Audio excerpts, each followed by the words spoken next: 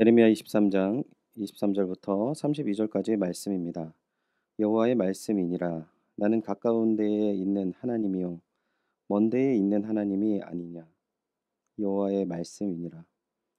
사람이 내게 보이지 아니하려고 누가 자신을 은밀한 곳에 숨길 수 있겠느냐. 여호와가 말하노라. 나는 천지에 충만하지 아니하냐. 내 이름으로 거짓을 예언하는 선지자들의 말에 내가 꿈을 꾸었다고 말하는 것을 내가 들었노라. 거짓을 예언하는 선지자들이 언제까지 이 마음을 품겠느냐? 그들은 그 마음에 간교한 것을 예언하느니라. 그들이 서로 꿈꾼 것을 말하니 그 생각인즉 그들의 조상들이 바알로 말미암아 내 이름을 잊어버린 것 같이 내 백성으로 내 이름을 잊게 하려 함이로다. 여호와의 말씀이니라. 꿈을 꾼 선지자들은 꿈을 말할 것이요 내 말을 받은 자는 성실함으로 내 말을 말할 것이라. 겨가 어찌 알곡과 같겠느냐. 여호와의 말씀이니라. 내 말이 불같지 아니하냐. 바위를 쳐서 부스러뜨리는 방망이 같지 아니하냐. 여호와의 말씀이니라. 그러므로 보라, 서로 내 말을 도둑질하는 선지자들을 내가 치리라. 여호와의 말씀이니라. 보라, 그들의 혀를 놀려 여호와가 말씀하셨다 하는 선지자들을 내가 치리라. 여호와의 말씀이니라. 보라, 거짓 꿈을 예언하여 이르며 거짓과 헛된 자만으로 내 백성을 미혹하게 하는 자를 내가 치리라. 내가 그들을 보내지 아니하였으며 명령하지 아니하였나니 그들은 이 백성에게 아무 유익이 없느니라. 여호와의 말씀이니라. 아멘. 겨가 어찌 알곡과 같겠느냐라는 제목으로 하나님의 말씀 전하겠습니다. 예레미야는 선지자들 중 그 누구보다도 거짓 선지자들에 대해 가장 강력한 언어로 가장 많은 비난을 남겼습니다. 특별히 오늘 우리가 함께 읽은 본문이 바로 그러한 내용을 담고 있습니다. 40년 동안 하나님의 말씀을 선포했던 예레미야의 사역에서 그의 사역을 가장 힘들게 했던 것이 바로 백성들이 그의 메시지를 받아들이지 않았다는 것입니다. 오히려 거짓 선지자들의 신탁에 백성들은 열광했습니다. 그 이유는 유다 백성이 듣고 싶어하는 메시지가 예레미야가 전한 메시지가 아닌 거짓 선지자들을 통해 들을 수 있었기 때문입니다.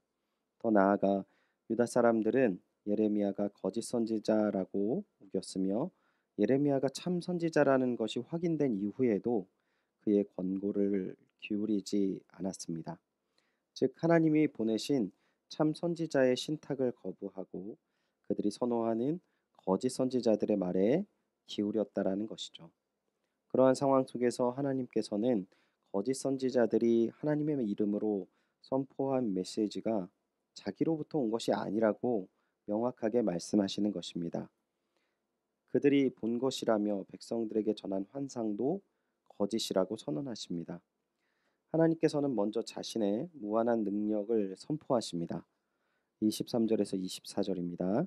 여호와의 말씀이니라. 나는 가까운 데에 있는 하나님이요 먼 데에 있는 하나님은 아니냐.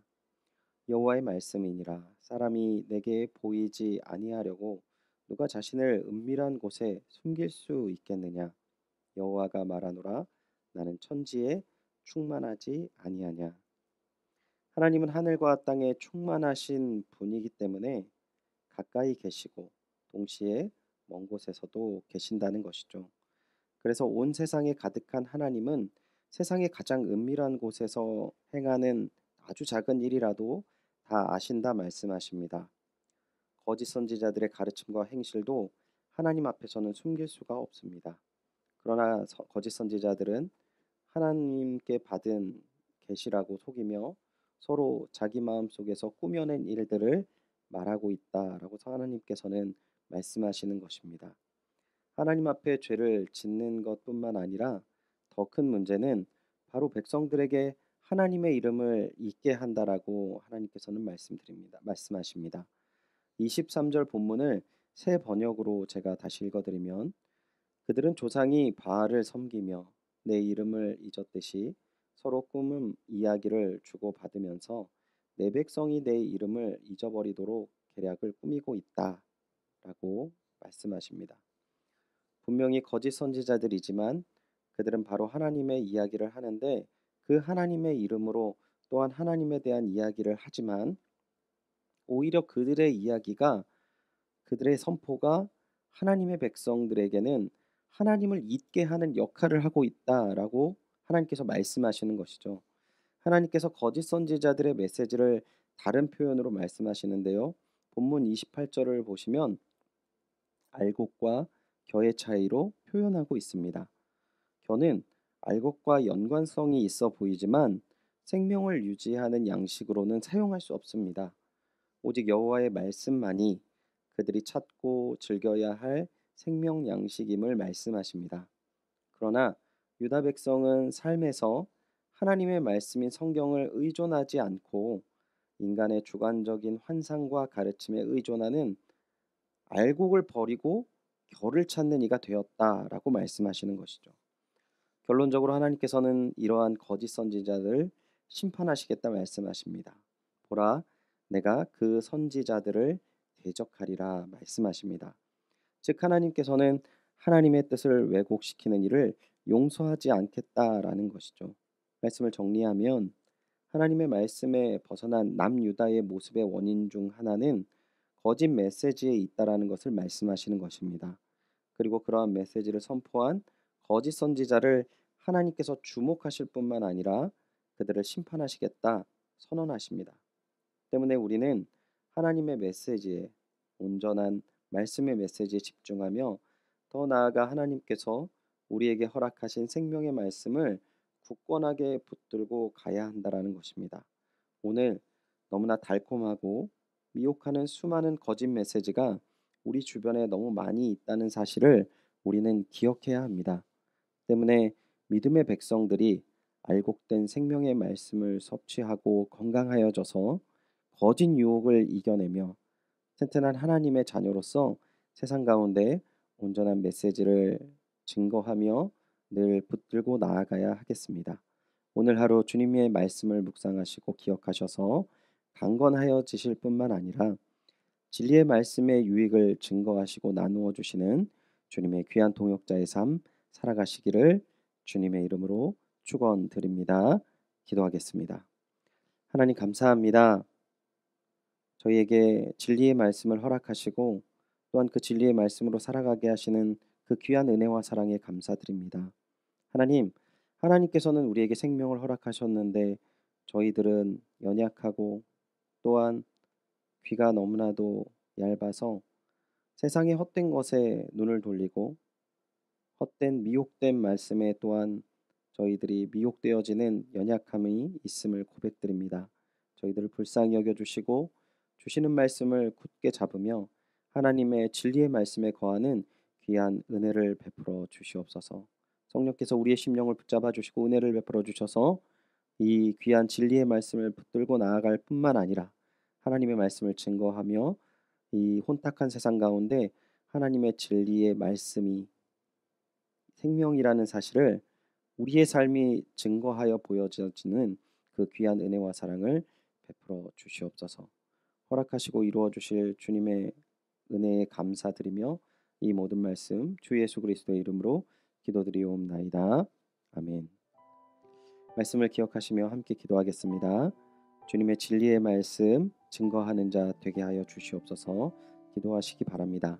나라와 민족과 교회를 위해 기도하실 때 코로나가 다시금 베타 변이로 인하여서 많이 다시 지금 어려워진 상태가 되었는데 조속적인 종식을 위해서 기도해 주시고 특별히 이것으로 인하여서 어려움을 당하는 이들이 없도록 기도해 주시기 바랍니다.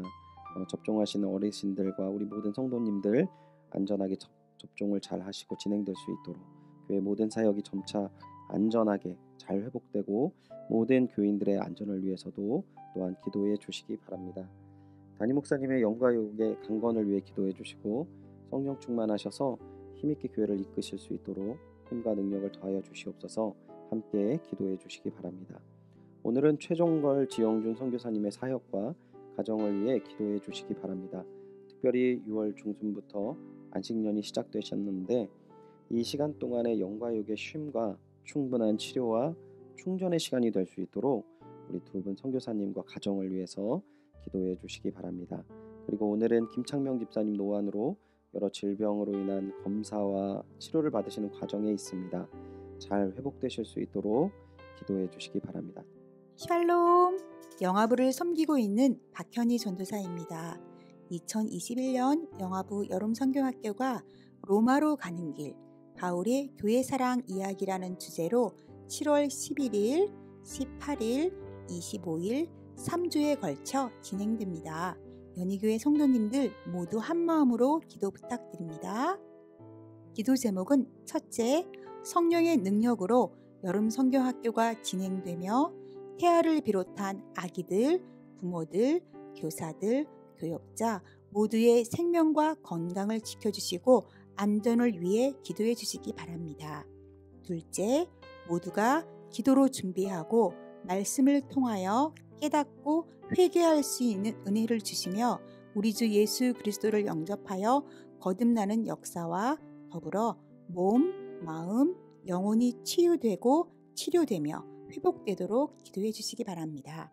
셋째, 로마로 가는 길, 바울의 교회 사랑 이야기라는 주제 말씀을 통해 교회를 박해하던 바울이 교회를 사랑하고 성도와 교제하며 이웃을 사랑하고 섬기는 일을 어떤 상황 속에서도 계속하였듯이 우리들도 코로나 상황 속에 있지만 성령으로 충만하여 가정과 교회와 이웃을 더 사랑하고 잘 섬길 수 있도록 기도해 주시기 바랍니다.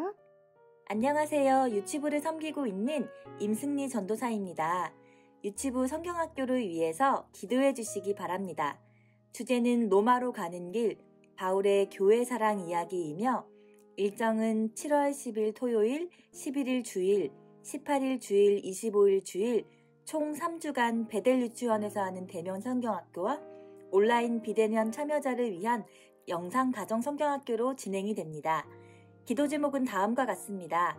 첫째, 이번 성경학교를 통해 아이들이 바울처럼 예수님을 만나 교회를 사랑하는 어린이가 되고 교회 안에서 서로 교제하며 사랑이 풍성해지는 시간을 통해 이웃을 섬기는 어린이로 자라도록 기도해 주시기 바랍니다. 둘째, 모든 가정이 제약 없이 참여할 수 있도록 대면과 비대면으로 성경학교를 진행하는데 한가 정도 소외되는 가정이 없이 은혜로운 성경학교가 되도록 기도해 주시기 바랍니다. 셋째, 성경학교를 통해 새 친구들이 전도되는 귀한 시간이 되고 이를 인도하는 교역자와 교사들이 한마음으로 섬길 수 있도록 기도해 주시기 바랍니다. 자, 이제 다 함께 기도하시겠습니다.